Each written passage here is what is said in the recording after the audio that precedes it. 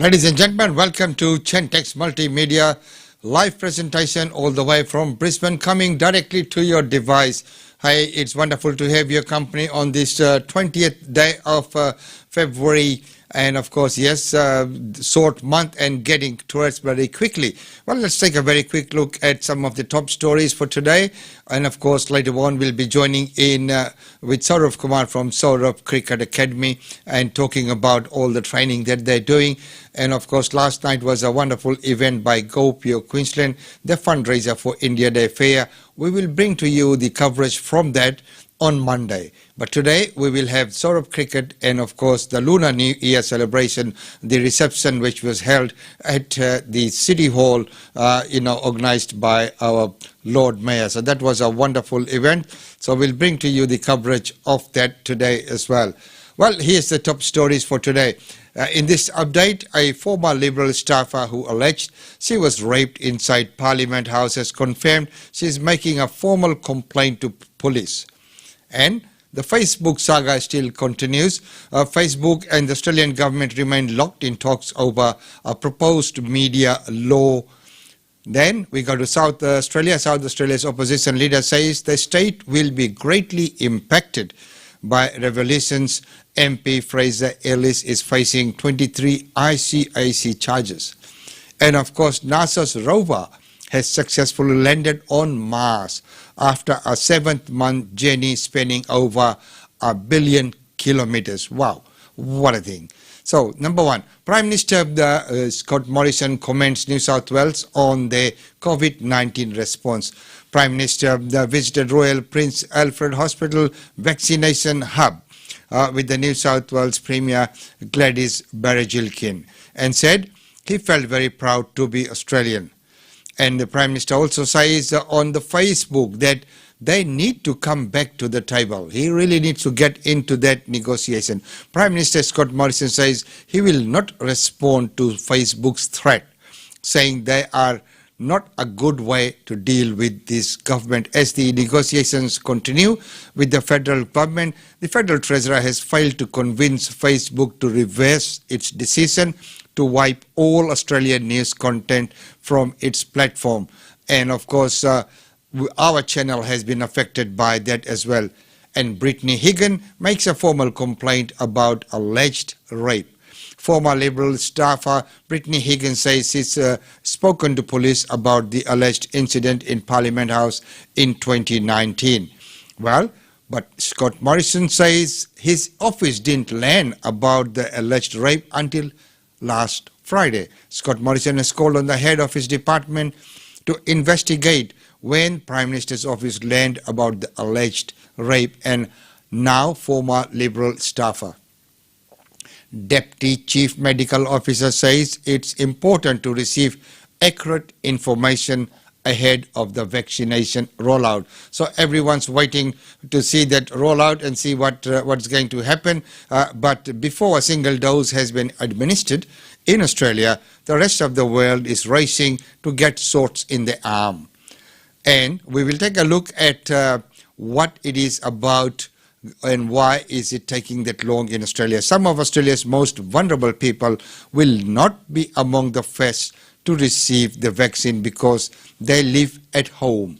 So these are a few of the things that might be of a problem. And of course, let's take a very quick look at the finance. Company profit report season is in full swing, with figures showing that profits are rebounding, which is a strong sign. And despite what people were saying, so that is wonderful to see. And Labor MP Sina Watt's powerful speech on the decriminalisation of public drunkenness. Aboriginal MP Sina Watt pays tribute to the family of Tanya Day for campaigning for the decriminalisation of public drunkenness in Victoria. The city of Melbourne has reversed its decision to cancel the Moomba Festival. This might be a good move, but of course, we always need to be very careful about the outbreaks. So, Lord Mayor Sally Capp said the message has been loud and clear from Melburnians who want Moomba to proceed. Victorian Health Minister Martin Foley says how the first stage of the vaccine rollout will work.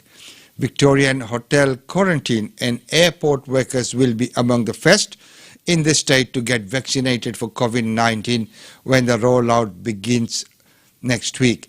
So these are some of the news that we really need to, watch out for, and we will be covering that, and we'll see and keep an eye on things as they progress. And as I mentioned, that yesterday was Gopio Queensland's a very wonderful India Day Fair fundraiser, which was held at Michael's Oriental, and of course in our sold out event. We will bring to you live coverage of that on Monday. By that time we would have compiled the report and it will be done. So it was good to see that everyone turned out in great numbers. Our Lord Mayor was there, Lady Mayoress was there, half the council was there as well, and ministers and everyone. So it is good to see that kind of support for Gopio Queensland. Well, right now we'll go into today's interview. Ladies and gentlemen, once again, welcome to this very special segment where we have a conversation with Saurabh Kumar from Saurabh Cricket Coaching. Welcome to the show, Saurabh. Thank you so much. And it's wonderful to have you back in the studio, and good to see that there's so much happening out there. Yep. Okay, so moving on, we were talking about last time about all this. Ways of teaching and coaching and all the things that sort of cricket coaching does. So as we know, everyone's different, as they say, different people have different tongues and different tongues have different tastes. And accordingly, people have different ways of learning. So what are the different styles of coaching that Saurabh Cricket uses? So in Saurabh Cricket Coaching, we use in-depth analysis of their game and then provide them instructions with some reasoning behind it, which helps a lot of young cricketers to adopt the techniques. And then some kids like to learn just by seeing visually and by practicing it more number of times. For the young adults, we use a coaching style where we involve more question based once more about asking them and helping them to coach themselves, that when they are in the middle and if something's not working, they can help themselves rather than feeling low in confidence. Yeah, so those are mostly the styles. So that's wonderful to see that, that's also the question based. Well, you get to, the people who are getting trained, you get to know, okay, what area do they need training in. So that's great. Now, of course, yes. I believe in more guiding and facilitating the youngsters to become a better people first and then a player in that order. And that is a very good order because, if they become a good person, they will always become a good player as well. So in this day and age, there's so much talk and so much happening, and rightfully so. It's about the females, the ladies and the girls and females coming out into all kind of fields as well. So, and cricket is no exception. So, do you or does Saurabh Cricket provide training for female cricketers? Yes, we absolutely do that. It's quite pleasing to see how many parents are encouraging their daughters in the game of cricket. Girls have lot of potential. They learn very well. They play amazingly well. We have example of Australian cricket team, them beating records in bowling, batting. There was Alyssa Healy in last year who got triple figures in 46 balls. Then there is Deandra from West Indies who scored 100 of 38 balls. So those are amazing figures to reach. So by all means, it's great to see the female cricket growing in Australia.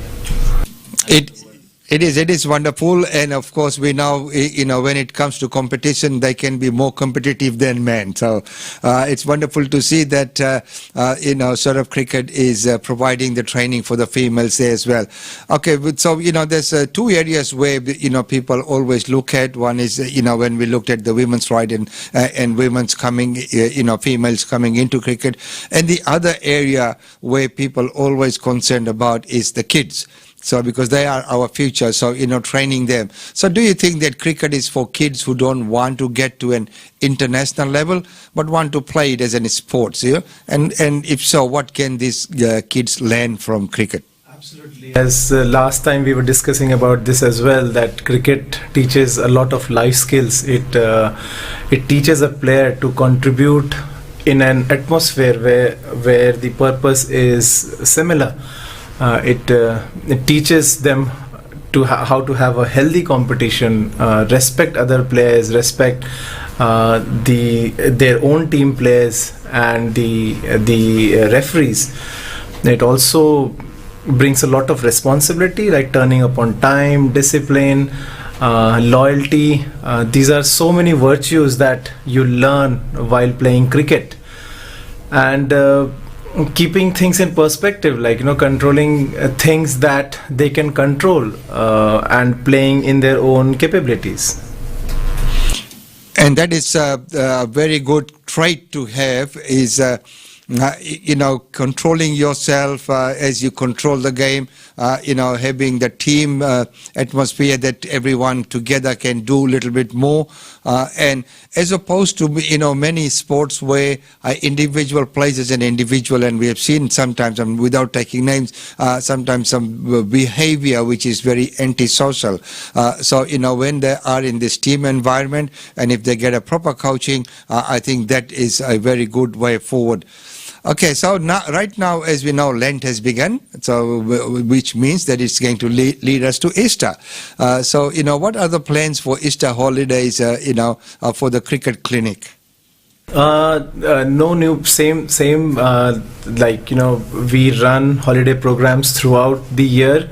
They say that a difference between a professional cricket and a village cricketer is that the life of a professional cricket revolves around cricket, whereas other cricket, a village cricketer is revolving around, they have little bit cricket, but it doesn't revolve around cricket. So for us, it's cricket again. So Easter holidays, we are running few high performance holiday clinics, academies. So we are planning to run a 3-day camp or clinic in northern suburbs of Brisbane around 6th to 8th of April, and then again the week after, following week in 15th to 17th of April, there will be in the western suburbs or southern suburbs, we are running another clinic. So that is wonderful that during Easter, because at this point in time with COVID and everything like that, people will not be traveling a lot as they normally do. So it will be a good time to utilize those 3 days there to come in for the practice. So when we look at these games, any match that's played, it also revolves around the people and of course their mental capabilities as well, apart from just the physical. About physical fitness is very important, of course, but even physical fitness revolves around mental skills. So does Saurabh Cricket coach use mental skills to train young cricketers? By all means, in Saurabh Cricket coaching, we do teach them mental skills. It's very core of our teaching. Some techniques we use, for some cricketers, it's more of some relaxing techniques for them if they get anxious on the game day, or for some, it's more of arousal techniques where kids don't want to play or not to switched on first thing in the morning. So we use that. It helps them to help their nerves and play during the game. And of course, the getting onto the nabs and the mental skills is very, very important. So, looking at all these the tips that you have, developed. So, could you tell our audience some tips that players can use to maybe evaluate performance about their game? Yeah, I usually tell parents that most players are their own hardest critics. They sometimes are not satisfied with their performance and always want to strive for better. So as the parents are driving their child from home and from the game, I request them to be a very patient listener, listen to their kids and just focus on the positives. And it is always focusing on the positive which gets people ahead in life. It's always that mental attitude, the can-do attitude that comes through, and that evaluation, as you said, is very, very important. Of course, now... sorry. It also helps them to also reflect that what they could have done better rather than thinking about the failure, because a lot of time fear of failure, pressure of performance, so often guys are scared of failing and go into that negative mindset, which causes them to tense up and forget what they have practiced, and that be more focused on the process rather than the result. So that's why it's very important for them to be and play the cricket they want to and enjoy themselves. And that is very important as well. Quite well put there, Saurabh, because sometimes as the destination is quite good, but of course you also need to enjoy the journey. So, okay, of course, there are many times off-season. So what do you offer off-season training squad? Yeah, so off-season, basically, now that we go into the winter, cricket season finishes and many kids go and play other sports. For cricket, what we do, and pre-season starts in August. So before pre-season, we have off-season training, we call it. So in that, we have a off-season training squad that begins around June, 3 months before the pre-season, and we focus on the mental side of things, strength, conditioning, agility, and the proprioceptive skills, and along with that we do technical skills as well. And it's actually very good time for kids or for the boys to focus on their technical skills, so that once they are into pre-season they can focus more on the game side of the things. And that is very important as well. The famous old saying that goes that a summer's body is made in winter. So that means when people go out on the beach and display their body, they have worked all winter inside the gym to get that body. So that is very, very, very important what you have just mentioned there, the off-season training. Okay, so all our listeners and audience who are listening now or viewing our show, how can they register with Saurabh Cricket Coaching? You can book sessions or holiday camps with us on our website by simply visiting our website saurabhcricketcoaching.com. You can call us on 0422 397838. We continue one-to-one and small group coaching throughout the year.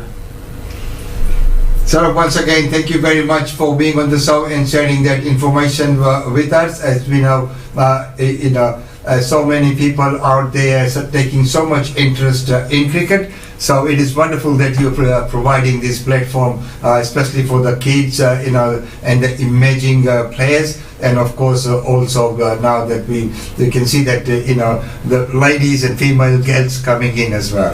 Thank you so much. Thank you so much for providing us this opportunity to get the message out. Thank you. Thank you so much. GlobeNet Realty. GlobeNet Realty has been the longest established, trusted and respected agency in its trade area. Washa Chandra, Director of GlobeNet Realty, provides honest and ethical service to her customers. If you are thinking of investing in Brisbane real estate market, or if you are seeking professional property management, then you should contact Usha Chandra today on landline 3865 4466 or mobile 0419 775 416. And for further updates, log on to our website www.globenetralty.com.au. GlobeNet Realty is your own local real estate agency. Situated at Shop 52281 Sandgate Road, Boondall. GlobeNet Realty. Real estate is our world.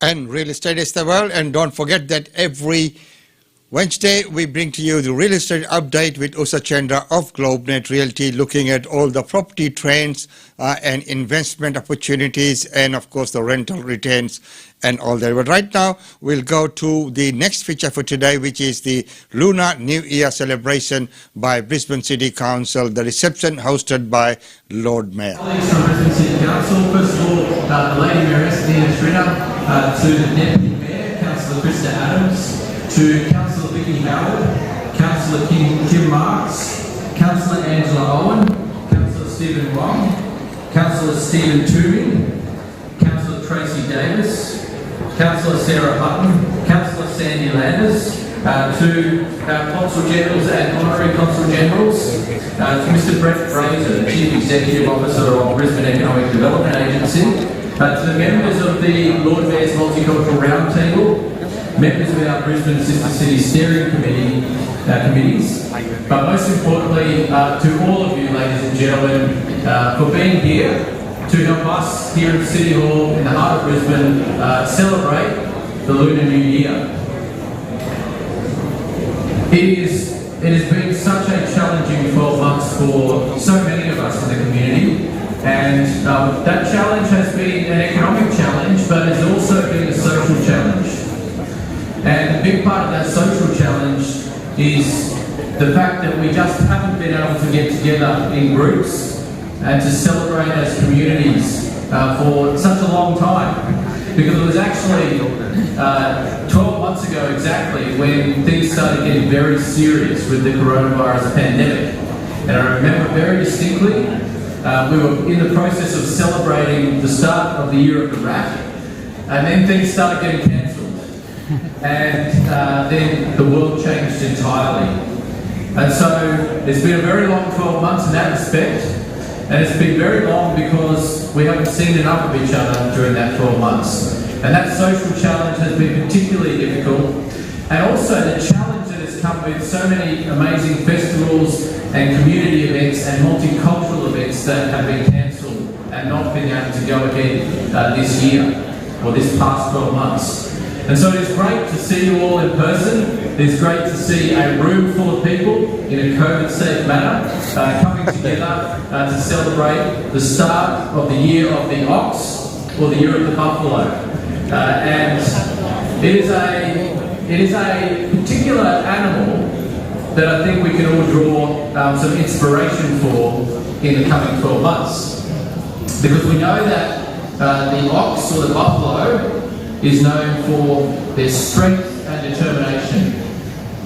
And that is exactly what we have shown as a community in the face of challenge, strength and determination. And that is exactly what we will need going forward for the next 12 months in the Year of the Ox and the Year of the Buffalo.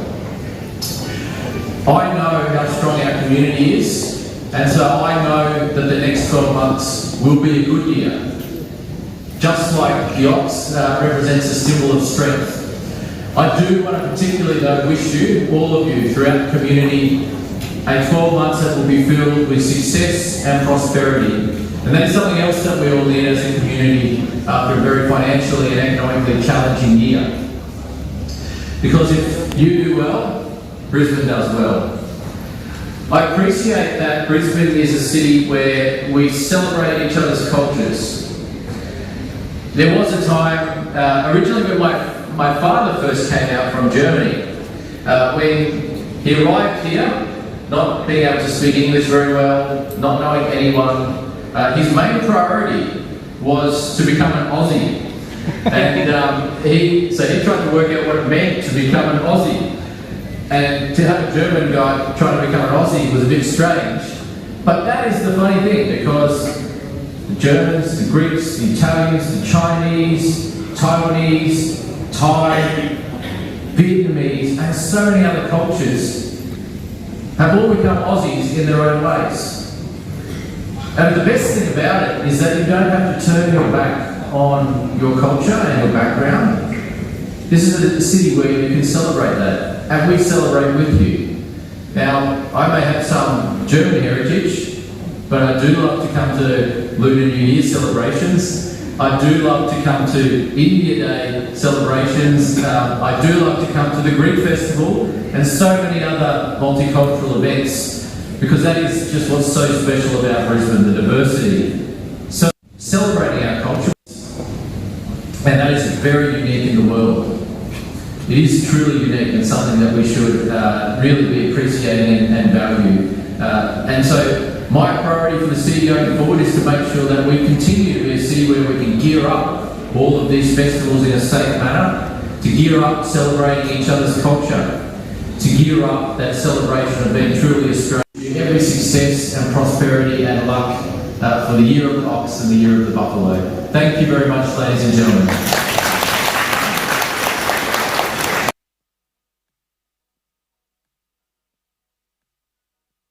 To be on this auspicious day to greet everyone in the Chinese tradition. But I think Councillor Stephen I'm going to invite all my council colleagues. Please show your hand, any councillors here.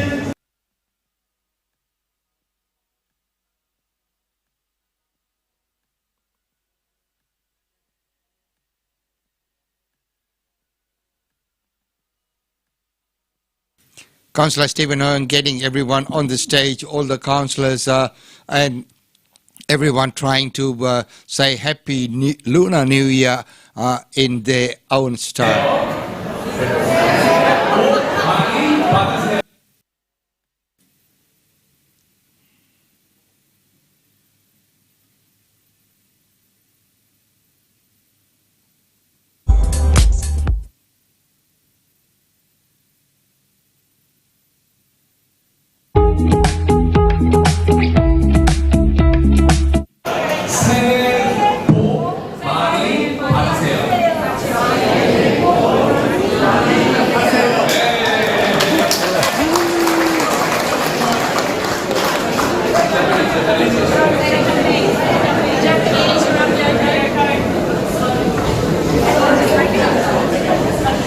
And now we'll hear the greeting in Japanese.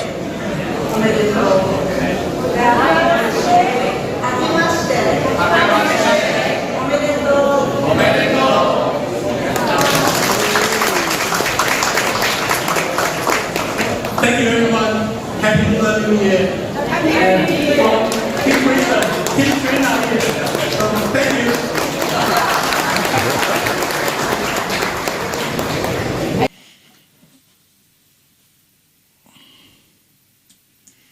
So ladies and gentlemen, it's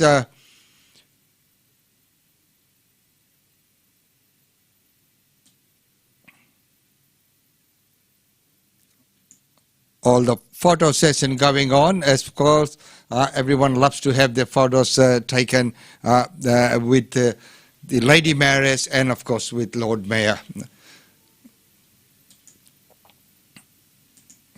Well, ladies and gentlemen, it's been wonderful having your company, and we'll quickly look at what are the functions and events happening in Brisbane. As we know, lots have started happening, and all of a sudden, so many functions and events are now taking place.